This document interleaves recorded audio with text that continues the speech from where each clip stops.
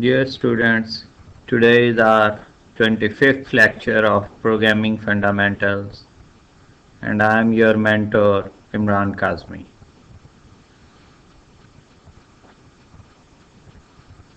In the previous lecture, we were working on pointer to functions. Hopefully, you have enjoyed that lecture. In this lecture, we will work on pointer arithmetics. Let's recall a concept call by reference which we have studied in the previous lecture. In the previous lecture we have studied that in call by reference mechanism, instead of passing values to the function being called, references pointers to the original variables are passed. So rather than passing values, references or pointers are passed in the function being called. So let's start from pointer arithmetics. There are only two arithmetic operations that can be used on pointers. For example, addition and subtraction. The remaining arithmetic operators, multiplication, division and mod operator, are not applied on pointer arithmetics. Rather, only two arithmetic operators are performed or used in pointers, addition and subtraction. इस concept को समझने के लिए फर्ज करें कि हमारे पास एक पॉइंटर p1 है and it's a type of integer having value 2000 memory address, and for example if the integer reserve 2 bytes in memory and the pointer contain address 2000, when the expression p1 plus plus increment operator, with increment operator this expression is executed, the 2000 value doesn't increase by 1, rather it is increased by 2. But as already stated, plus plus operator एक का increment लगाता है variable में, लेकिन जब pointer में plus plus या increment operator का इस्तेमाल किया जाता है तो वहां पे वो एक का इंक्रीमेंट नहीं लगाता, बल्कि उसका इंक्रीमेंट बेस करता है पॉइंटर की टाइप पे. अगर पॉइंटर की टाइप इंटीजर है और वो 2 बाइट एक वैल्यू रिजर्व कर रही है तो एक के इंक्रीमेंट का मतलब ये होगा कि उसने 2 का जंप करना है, मतलब उसमें 2 का इंक्रीमेंट लगेगा क्योंकि नेक्स्ट वैल्यू जो है वो 2 बाइट के बाद जो है वो मौजूद होगी. और सिमिलरली अगर पॉइंटर जो है वो फ्लोट है और वो 4 बाइट जो है वो रिजर्व कर रहा है वेरिएबल, तो उसका जो पॉइंटर होगा जब उसमें एक का इंक्रीमेंट लगाया जाएगा या इंक्रीमेंट ऑपरेटर का इस्तेमाल किया जाएगा तो वहां पे पॉइंटर एक का इंक्रीमेंट नहीं करेगा बल्कि 4 बाइट्स जंप करके नेक्स्ट वैल्यू पे जाएगा. जैसे फॉर एग्जांपल अगर यही पॉइंटर p1 और इसका मेमोरी एड्रेस 2000 और ये इंटीजर ना हो बल्कि ये फ्लोट हो तो नेक्स्ट वैल्यू इसकी 2004 पे होगी, ना कि 2001 पे हो. सो डिपेंड करता है कि आपका जो पॉइंटर है उसकी टाइप क्या है. अगर उसकी टाइप इंटीजर है तो वो 2 का इंक्रीमेंट लगाएगा विद 1 इंक्रीमेंट ऑपरेटर. अगर उसकी टाइप फ्लोट है तो वो 4 का इंक्रीमेंट लगाएगा विद 1 इंक्रीमेंट ऑपरेटर. और अगर उसका टाइप करैक्टर है तो वो 1 का इंक्रीमेंट लगाएगा. सो पॉइंटर का जो इंक्रीमेंट ऑपरेटर है वो नॉर्मल वेरिएबल की तरह परफॉर्म नहीं करता, बल्कि वो depending upon the type of the pointer वो इंक्रीमेंट का ख्याल रखता है. फॉर एग्जांपल अगर हमारे पास पॉइंटर इसी तरह से अगर वो डबल होगा तो वो 8 का जो है वो इंक्रीमेंट करेगा. और लॉन्ग की सूरत में वो 4 का इंक्रीमेंट करेगा। तो इस मल्टीपल इंक्रीमेंट्स को प्रॉपरली कैलकुलेट करने के लिए we have stated an expression like PTR plus 1 into size of data type। तो यहां पे PTR की वैल्यू अगर 2000 है plus 1 of size of data type, आपको पता है कि size of data type number of bite return करता है। तो अगर जो भी डाटा टाइप इंटीजर है और उसके 2 बाइट हैं तो PTR प्लस 1 मल्टीप्लाई बाय 2, तो ये PTR अगर 2000 है तो प्लस 2 हो जाएगा, तो ये 2002 हो जाएगा। और अगर 4 बाइट रिटर्न करेगा तो और PTR 2000 है तो 2000 प्लस 4 2004 हो जाएगा। और सिमिलरली अगर 8 बाइट रिटर्न कर रहा है जो कि डबल की सूरत में होता है तो फिर PTR प्लस 1 मल्टीप्लाई बाय 8, तो PTR की वैल्यू अगर 2000 है तो 2000 प्लस 8 2008 हो जाएगी नेक्स्ट वैल्यू। तो याद रखें कि एक का इंक्रीमेंट जब किसी पॉइंटर में लगता है तो उसका मतलब एक नहीं होता, बल्कि उसका मतलब उसकी डाटा टाइप से रिलेट किया जाता है कि अगर डाटा टाइप इंटीजर है तो एक के इंक्रीमेंट का मतलब होगा 2 का इंक्रीमेंट, और अगर उसकी डाटा टाइप फ्लोट है तो एक के इंक्रीमेंट का मतलब होगा 4 का इंक्रीमेंट, और अगर उसकी डाटा टाइप डबल है तो एक के इंक्रीमेंट का मतलब होगा 8 का इंक्रीमेंट। मीन टू से कि नेक्स्ट एड्रेस जो है वो आफ्टर 4 बाइट्स वाला जो है वो एनकाउंटर करेगा या रिटर्न करेगा। तो याद रखें कि जब भी एक का इंक्रीमेंट लगाएं तो उसमें इस चीज़ का ख्याल रखें कि वो इंक्रीमेंट एक नहीं होगा बल्कि depending upon the data type होगा। तो उसके लिए ये एक्सप्रेशन जो है इसको जहन में रखें कि नेक्स्ट एड्रेस जब भी आपने जो है वो अगर आप एक का इंक्रीमेंट लगा रहे हैं तो फिर इस हवाले से, और अगर 2 का इंक्रीमेंट लगा रहे हैं तो फिर यहाँ पे PTR प्लस 2 आ जाएगा into size of data type आ जाएगा। तो इससे आप उसका नेक्स्ट एड्रेस जो है वो कैलकुलेट कर सकते हैं।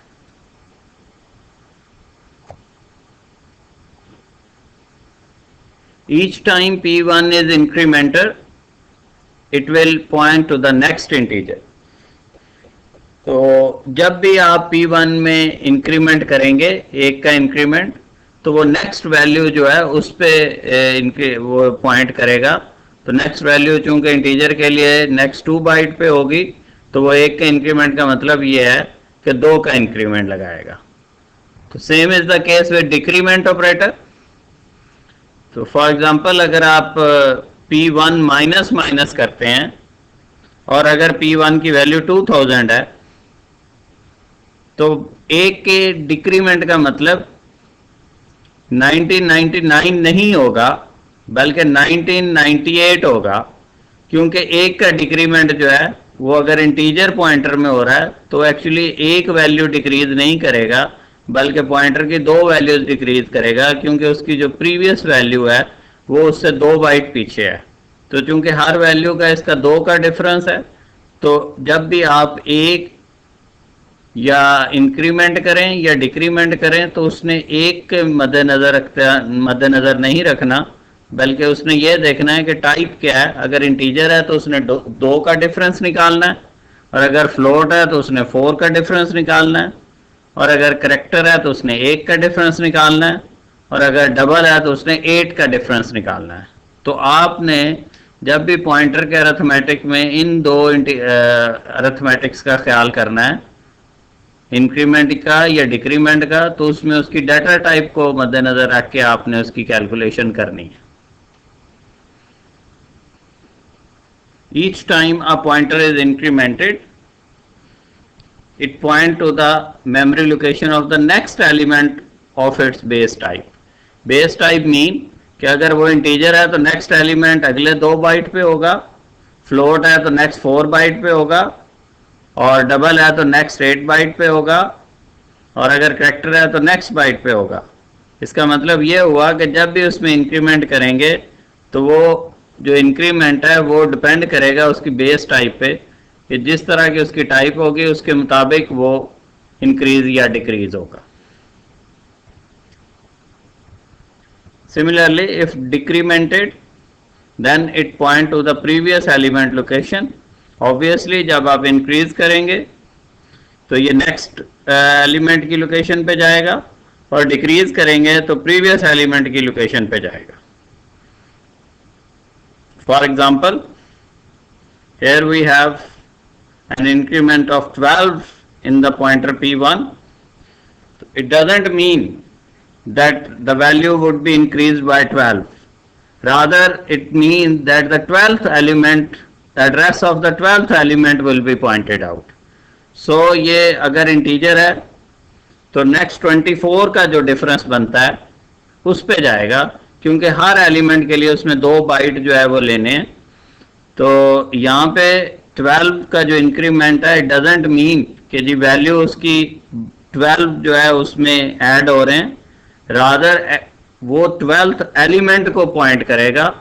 12th मेमोरी एड्रेस इंक्रीज नहीं करेगा, बल्कि 12th एलिमेंट तक उसका जो है ना वो आप उसको इंक्रीज करेंगे, जैसा कि अरेज में होता है. तो अगर आप जो है वो आपका P1 पॉइंटर जो है वो फर्स्ट एलिमेंट को जो है वो पॉइंट कर रहा है और आप P1 is equal to P1 plus 12 कर देते हैं, तो उसका मतलब होगा कि वो 12th एलिमेंट को पॉइंट करेगा.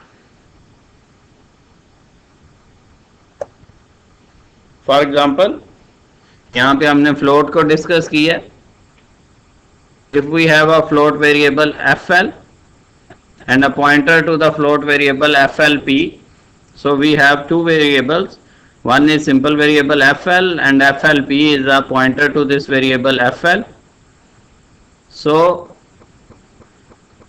if we have fl,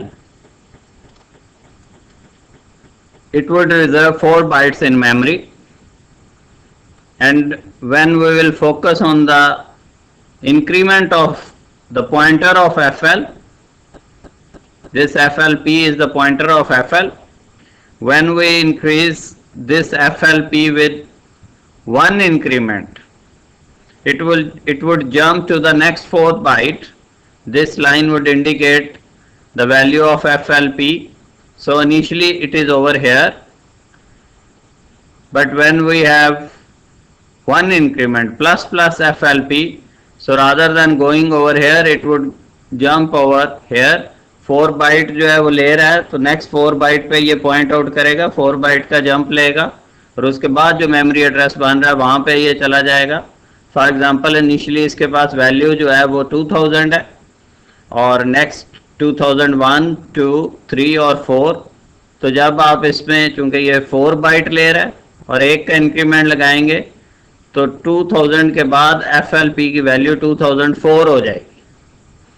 similarly अगर आपने इसमें 2 का इंक्रीमेंट लगाया तो इट मींस कि ये 4 यहां वाले और फिर नेक्स्ट 4 मीन 2 एलिमेंट जो है वो फ्लोट के आगे स्किप करेगा. तो अगर इसकी इनिशियल वैल्यू 2000 है और आपने इसमें 2 का इंक्रीमेंट लगाया है तो 2 मीन 4 मल्टीप्लाई बाय 2 8. तो रादर देन के इसका एड्रेस 2001 या 2 हो तो ये 1, 2, 3, 4 1 increment. The second increment is 4, 5, 6, 7 और 8. So it would come to the value 2008 if it is added with 2. So जब भी इसमें किसी भी वैल्यू का इजाफा किया जाता है तो यहाँ पे वो वैल्यू उसके एड्रेस में सिंपल ऐड नहीं होती, बल्कि उसके बाइट्स के पॉइंट ऑफ व्यू से वो आगे इंक्रीमेंट लगाती है. जैसे 1 का इंक्रीमेंट लगाया और बाइट 4 रिजर्व हो रहे थे तो ये नेक्स्ट 4 पे इसने पॉइंट किया. 2000 पे था इनिशियली तो ये 2004 पे चला गया. और अगर 2 का इंक्रीमेंट लगाया तो पहले अगर 2000 पे था तो फिर ये 2008 पे चला गया, क्योंकि इसने हर एक इंक्रीमेंट के साथ 4 बाइट जो है वो जंप करने हैं. तो आप ये समझ लें कि उसमें 4 ऐड होते जाएंगे, क्योंकि वो आपकी जो वैल्यू है वो फ्लोट है. तो डिपेंडिंग अपॉन द वैल्यू इसने बाइट्स को आगे जो है ना वो इसने पॉइंट करना है. अगर ये इंटीजर होता तो फिर ये 2 का जंप करता या 2 का एडिशन करता, और अगर ये डबल होता तो फिर ये 8 का जो जंप है या पॉइंट करता. with one increment. Here are some rules of arithmetic in pointer. You cannot multiply or divide pointers. Pointer में जस्ट दो ही ऑपरेशन परफॉर्म किए जा सकते हैं, that is plus and minus. आप इसमें मल्टीप्लाई और डिवाइड नहीं कर सकते. यू कैन नॉट ऐड और subtract two pointer. Over here it doesn't mean increment और डिक्रीमेंट, रादर ऐड और सब्ट्रैक्ट मीन कि एक पॉइंटर से दूसरे पॉइंटर को आप माइनस नहीं कर सकते और एक पॉइंटर में दूसरा पॉइंटर आप ऐड नहीं कर सकते, मीन उनके एड्रेसेस ऐड नहीं कर सकते. तो यहाँ पे उनके एड्रेसेस को इस तरह से कहा गया है कि एक पॉइंटर का दूसरे पॉइंटर में एड्रेस माइनस नहीं हो सकता और एक पॉइंटर का दूसरे पॉइंटर के साथ एड्रेस जो है वो प्लस नहीं हो सकता. लेकिन एक पॉइंटर अपने अंदर इंक्रीमेंट या डिक्रीमेंट कर सकता है, किसी दूसरे पॉइंटर के साथ उसका अरिथमेटिक ऑपरेशन परफॉर्म नहीं हो सकता. Okay. You cannot apply bitwise AND operator to them. Similarly, bitwise AND OR operator cannot be applied to pointers. You cannot add or subtract type float or double to or from pointers. Float or double mean decimal point. तो अगर आप किसी pointer में increment करना चाहें तो आप integer कर सकते हैं. जैसे आपने in the previous example p is equal to p plus 12, p is equal to p1 plus 2, p is equal to p1 plus 3, p is equal to p1 plus 5. But you cannot do like this, p1 is equal to p1 plus 1.5, p1 is equal to p1 plus 3.5. जब भी आपने उसमें increment या decrement करना है तो whole numbers का increment या डिक्रीमेंट आपने करना है, डेसिमल पॉइंट का आपने इंक्रीमेंट या डिक्रीमेंट नहीं करना. इसका मतलब होगा कि आप उसके एड्रेस को जो है ना वो डेसिमल में कन्वर्ट कर रहे हैं, तो एड्रेस आपका डेसिमल में कन्वर्टेड नहीं होता. इसलिए जब भी आपने इसमें इंक्रीमेंट या डिक्रीमेंट लगाना है तो होल नंबर्स का लगाना है, इसमें आपने डेसिमल का इंक्रीमेंट या डिक्रीमेंट नहीं लगाना. जैसे आप यहाँ पे P1 माइनस माइनस किया तो एक का डिक्रीमेंट लगाया, तो यहाँ पे आप 0.5 का डिक्रीमेंट नहीं लगा सकते. सिमिलरली यहाँ पे अगर आपने एक का इंक्रीमेंट लगाया तो आप ये नहीं कह सकते कि 1.5 का इंक्रीमेंट लगा दें.